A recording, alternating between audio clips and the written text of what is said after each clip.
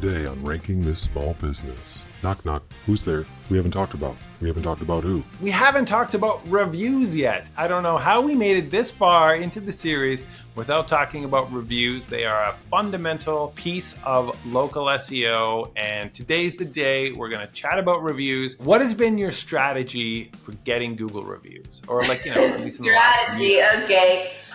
We have a client that's really happy at the end of it all. So then we say, hey, would you write us a review? And they say, okay. So we send them a link, and sometimes they do it, sometimes they don't. That's our strategy. Totally. Yeah. I have a lot of review promises floating out there. I said, oh yeah, I'll write you a review, but then I haven't gotten around to it. Okay. So I want to talk about why reviews are so valuable and so important to your local SEO. It actually comes in two ways. So one, they help drive rankings, and two, they help drive conversions. And so I want to show you something out of the local search ranking factor survey. This is a survey that I run every year. If I go to the review section, we can see that, as number 8 is quantity of reviews you have.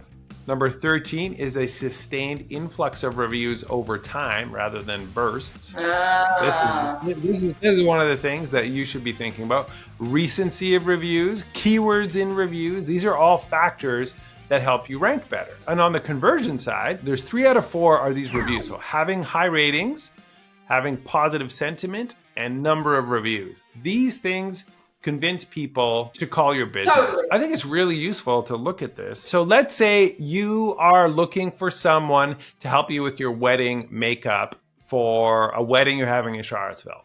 So if you look at these different businesses, you've got, Elizabeth has 58 reviews, Charlottesville wedding hair and makeup artist, that's you, has 78, 32, 22. Do you see how you are drawn to this one because you have the most reviews? Absolutely. That's always what I go by when I look at stuff. I see who has the most, and then I look to see if they're good. Yes, 100%. So you're drawn to that because of the reviews. And so right now you are winning the game. And so I always say, how many reviews do you need? Well, you need more than the competition. Well, the one underneath me is catching up. I mean, the one underneath me has half as many as I have for Google, and she's only been in business for like 2 years. Very interesting, right? So so I think you need to think about that. And, if you implement a review strategy, you can really drastically improve your reviews and get a lot more coming in. And you're not getting that many these days. I'm not, and I'm in the lead, and I need to keep that lead. Okay, so we know that reviews will just draw you into the listing in the first place. And then the second conversion thing that reviews does is that people read your reviews. Right. And, look at this one here. It's got photos. The results were amazing. The wedding was perfect. Just enough glam to feel special. This is my hair stayed in all night after and through the party. That's incredible feedback. And so what does that do? It compels someone to pick up the phone or fill out your contact form, go to your website. All of that has such a positive impact. So your reviews become your salespeople, which is why it's so important to get them. And this is another thing too. So this is 4 months ago. So I think it's still relevant.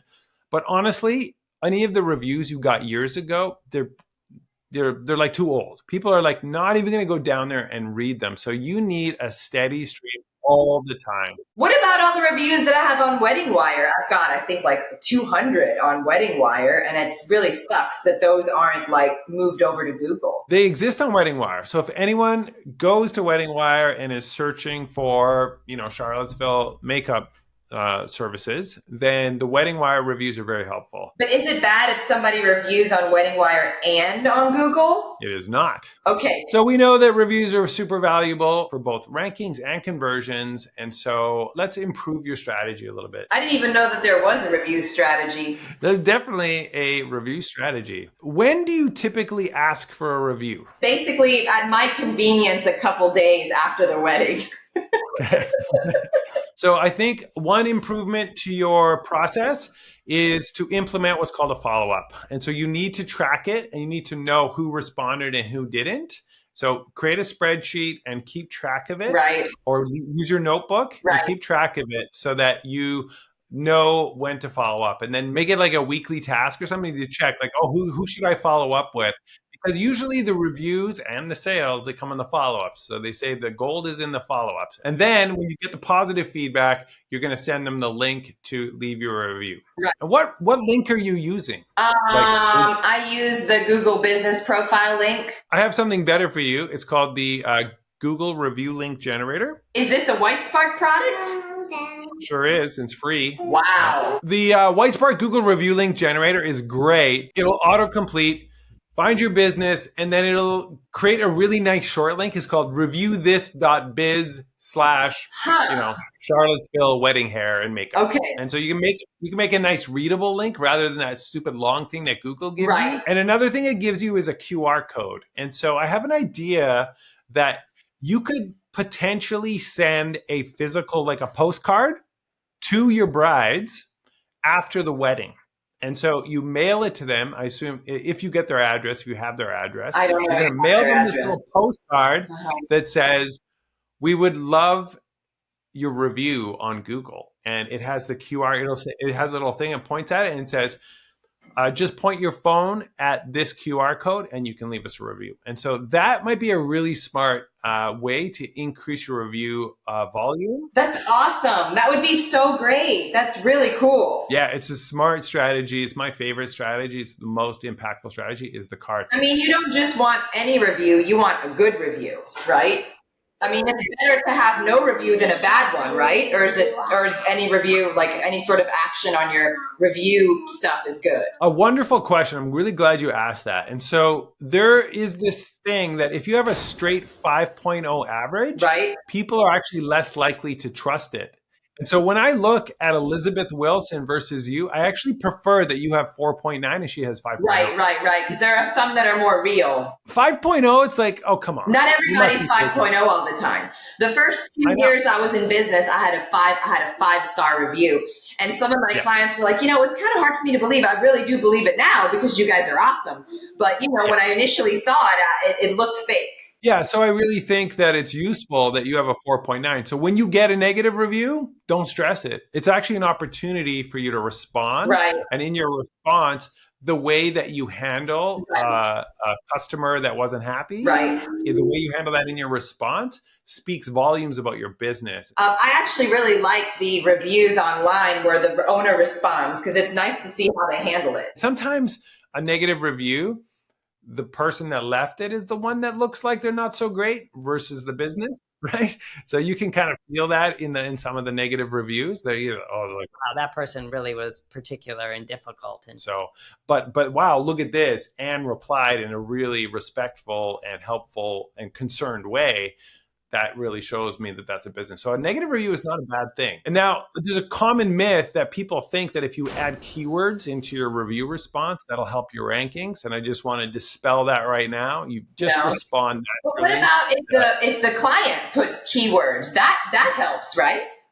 It does help. And that's actually one of the local search ranking factors that we're aware of. We know that keywords do play a role, and you can see it in the place topics. We know that Google is pulling words out of your reviews. Let's say at a restaurant, everyone keeps mentioning the burritos at your restaurant, then that can help you rank better for burritos. Because it's like, wow, out of 100 reviews, 60 of them said burritos. Right. It's a place topic, and it tells Google that you are a good place for burritos. Keywords in the reviews themselves, yes, helpful. Keywords in responses to reviews, no, they have no impact. So I have another idea for you. So asking the bride for a review feels pretty obvious, right? Right. But you actually have an opportunity because of the nature of your business is that you have multiple people that experience your service. You have the bridesmaids and you have the mothers of the brides. Typically, and you may sometimes even do stuff with the groom's party. So let's say there's one of the bridesmaids